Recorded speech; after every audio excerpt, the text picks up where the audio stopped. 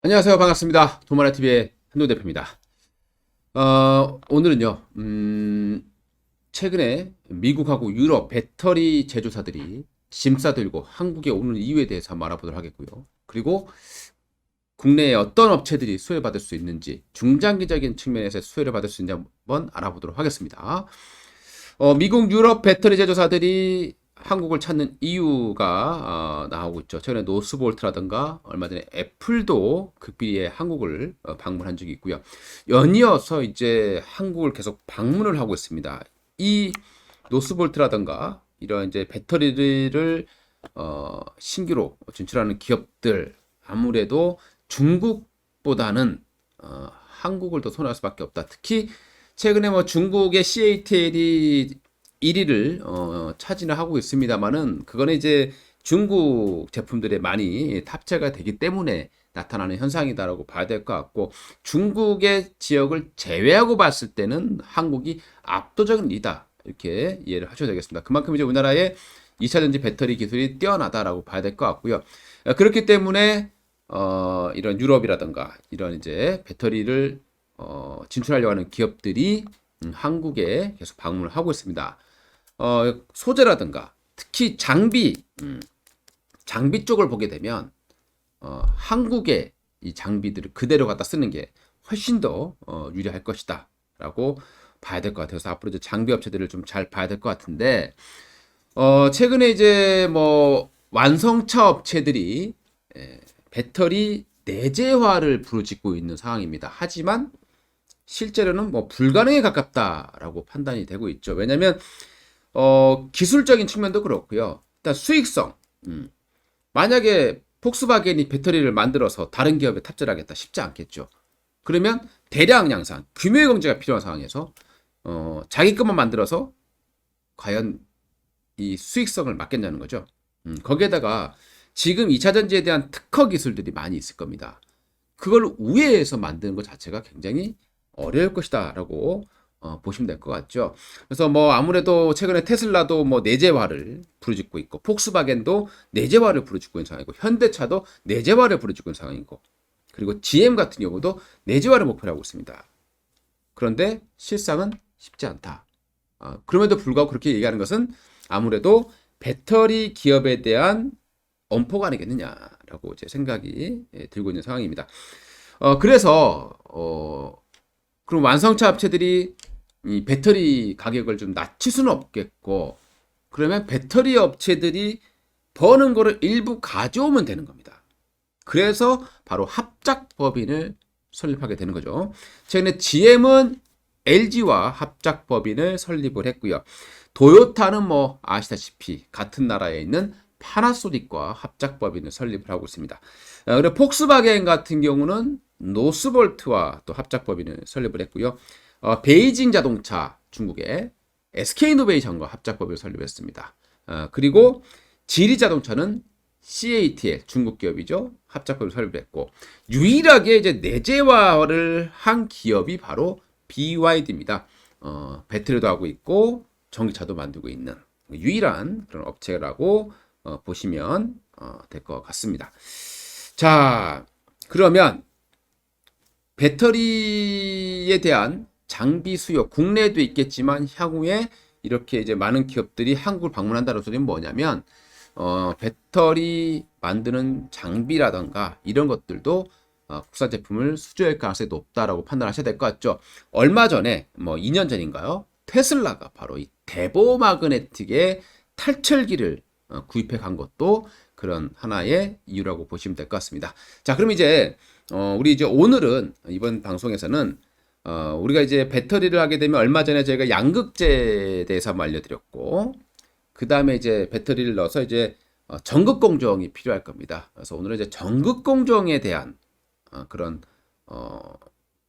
자세한 내용하고 종목들 어떤 것들이 있는지 또 알아보도록 하겠고요. 그 뒤에 이제 조립 공정이라든가 이제 마지막 이제 포메이션 관련된 부분들 맨 마지막 공정까지 해서 또 알려드리도록 하겠습니다. 오늘은 조립 공정에 대한 내용들 한번 알아보도록 하겠습니다.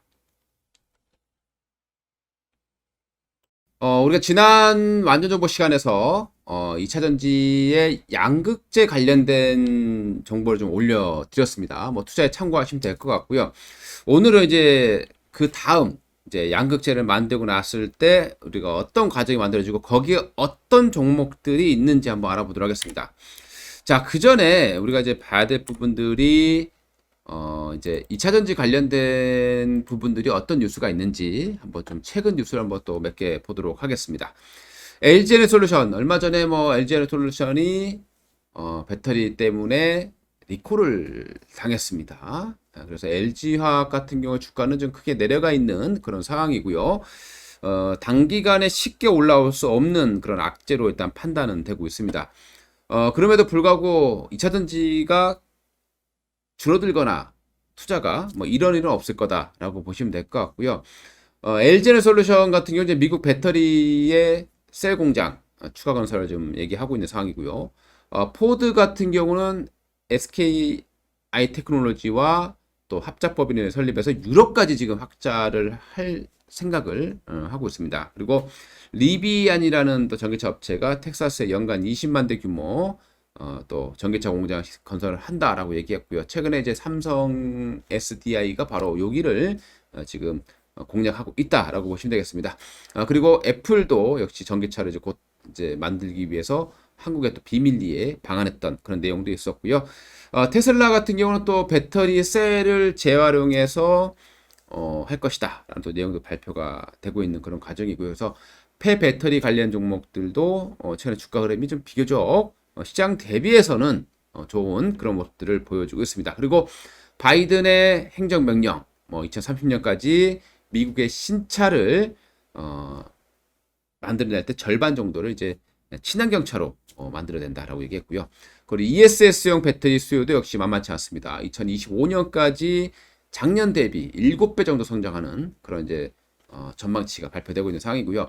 이렇다 보니까 LG화학, 삼성, SK이노베이션 국내 3사가 미국에 또는 해외에 지금 향후 9년 동안 40조 원 정도 투자가 예상이 되어 있고 향후 4년 정도 25년까지가 한 20조 원 정도의 투자가 지금 예상이 되고 있는 그런 상황입니다. 투자가 계속 되고 있는 부분이죠. 우리가 이제 반도체를 생각해 보면 우리가 이제 2차 전지를 제2의 반도체다라고 얘기를 하고 있는데 그만큼 이제 반도체 관련 종목들 주가 차트 보시면 장비 업체들도 그렇고 소재 업체들도 그렇고 주가 폭이 어마어마하게 올라와 있을 겁니다. 장기적인 관점이 좀 필요하다라고 일을 하셔야 될 것 같고요. 자, 그러면 이제 전극 공정에는 어떤 것들이 있는가? 우리 지난번에 이제 2차 전지 양극화 물질과 음극화 물질을 이제 만드는 부분들을 설명을 드렸었죠. 자, 그러면 이제 여기서 바로 이제 혼합을 하게 되는 거죠. 이제 그 양극화 물질과 음극화 물질 그리고 뭐 도전제 이런 것들을 섞어서 혼합을 하는 믹싱 과정이 나오게 되고요.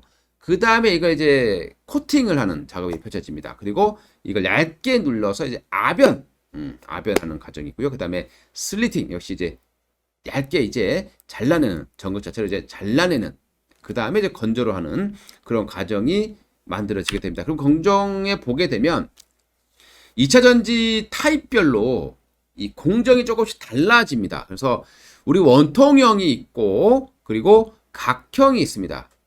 원통형 테슬라가 많이 쓰고 있죠. 그 다음에 각형 파우치형 각형은 또 삼성 SDI 많이 하고 있고 파우치형은 LG화학 SK이노베이션이 좀 주력이다 라고 말씀을 드렸습니다. 여기에서 이제 전극 공정은 좀 동일하게 나오게 되는데 조립 공정에서 약간 좀 많이 바뀝니다. 그래서 오늘은 이제 여기서 전극 공정 관련 종목들을 좀 알아보도록 할 텐데요. 우리가 이제 전극 공정에서 보게 되면은 여러 가지 그 용어들이 많이 나오게 되죠. 향후에 이제 파우치 형 볼 때 노칭, 그다음에 뭐 스태킹, 뭐 이런 이제 그리고 전액 주입, 뭐 이런 이제 용어들이 나오게 되는데요. 요 한번 내용을 보도록 하겠습니다. 일단은 혼합 과정이에요.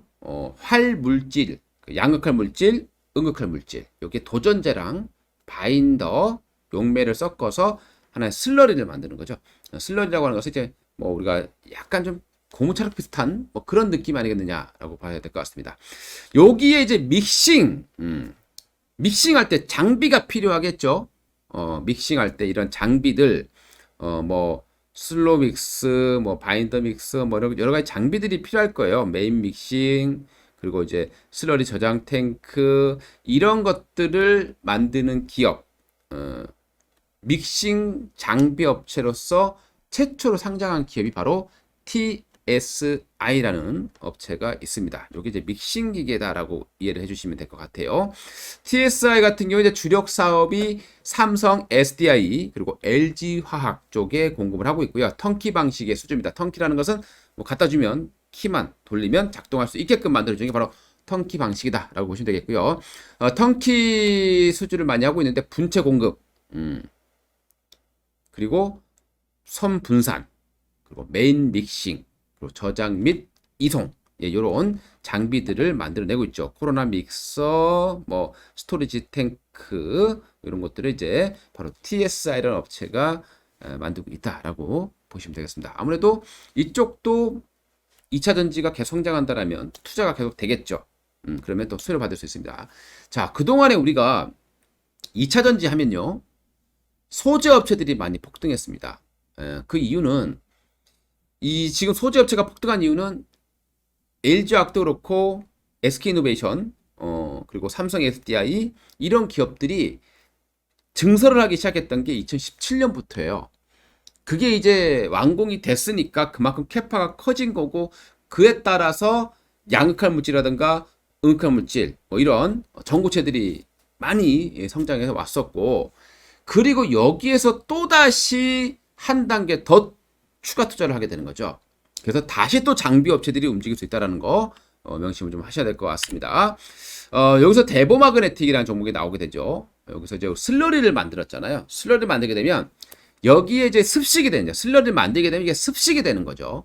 습식 상태에서 우리 철분 성분을 제거해 줄 수 있는, 철분이라는 게 안전할 때 안전성이 굉장히 중요하죠. 요즘 들어서 좀 많이 좀 수요가 증가하고 있다라고 나오고 있습니다. 그래서 대보마그네틱의 2분기 실적이 큰 폭으로 증가해 있는 그런 상황이죠. 전년 대비 흑자 전환도 돼 있는 그런 상황이고, 그 대보마그네틱이라는 업체가 바로 이 슬러리에 들어있는 이 철분 성분을 좀 제거해주는 그런 기술인데요. 이게 세계에서 희한하게 이 기업밖에 없어요. 왜 그러냐면 이 한 대 금액이 그렇게 비싸지 않습니다. 1억 조금 넘는다고 해요. 근데 아직 SK이노베이션은 이것도 말 쓰지도 않고 있고, 이 중요성이 아직 잘 안 박혀 있다라는 겁니다. 근데 이제 최근에 화제도 나고 이러다 보니까 중요성이 좀 커질 수밖에 없다라고 판단하셔야 될 것 같고요. 대보마그네틱은 슬러리 상태에서, 그리고 다른 업체들이 굳이 여기까지 들어오지 않는다, 이렇게 보시는 게 맞을 것 같고, 그리고 들어오려면 또 1년 이상의 또 준비를 해야 되거든요.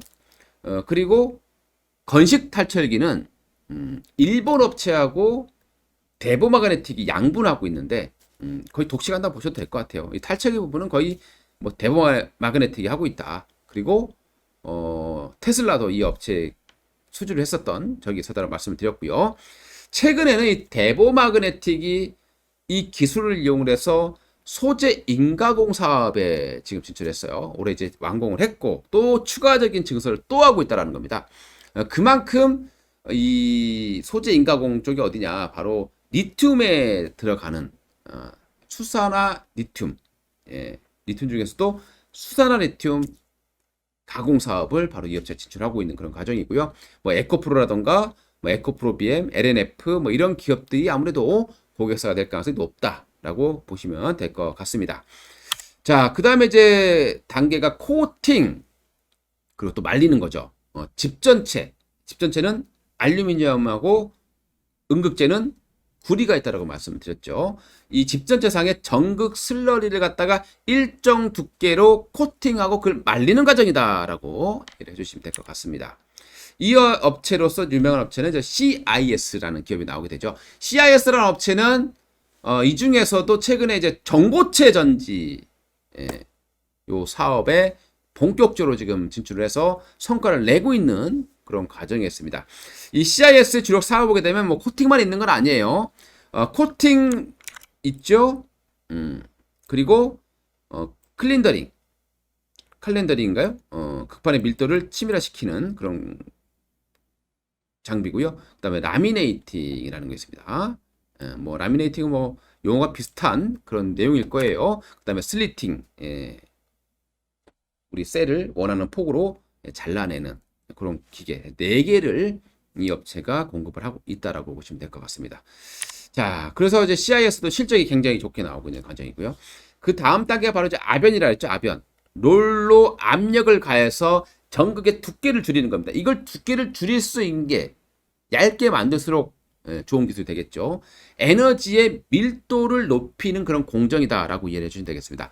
아변 공유의 목적은 바로 에너지 밀도의 증가, 그리고 전극하고 금속박의 결착력을 증대시키는, 그리고 전극의 조직화로 이온의 원활한 이동성을 부여한다라고 나와주고 있습니다. 이게 바로 아변 과정이 되겠죠. 그러면 아변 과정에 어떤 기업이 있느냐 보게 되면 바로 PNT라는 업체가 도출돼 나옵니다. 이 PNT라는 업체는 원래 롤트롤 장비예요. 그래서 롤과 롤 사이에서 뭔가 이제 가르쳐 뽑아내듯이 쭉 뽑아내는 겁니다. 전극용 기재에서는 6 나노마이크로, 폭은 1400mm 정도로 생산하고 있고요. 속도는 분당 100m 정도 뽑아내는 기술력을 가지고 있습니다. 그래서 PNT가 바로 여기에 따른 최대 수혜주로 분류되죠. 그리고 또 이제 이 아비안 롤트롤 장비는 또 우리가 저기 그 분리막을 만들 때도 많이 쓰이게 되고요. 그럼 OLED를 할 때도 또 많이 쓰이게 되는 장비가 되겠습니다. 굉장히 많아요. 이 PNT에 보시게 되면 뭐 전극, 그리고 전극 쿼터, 전극 슬리터, 뭐 아변, 여러 가지 사업을 많이 하고 있습니다. 바로 이 업체가 PNT라는 업체 되겠고요. CIS도 역시 요 아변 장비를 좀 일부 생산을 하고 있는 것으로 나와주고 있습니다. 자, 그 다음에 이제 네 번째가 이제 슬리팅 단계가 되겠죠. 절단이라고 보시면 돼요. 슬리팅, 절단. 이건 이제 설계된 전지 규격에 맞춰서 전극의 폭을 이제 절단하는 방식이다 보시겠고요. 그래서 사이즈를 병행할 때는 이제 칼날을 교체하기도 하고, 또 최근에는 레이저로 슬리트를 만들기도 하는데요.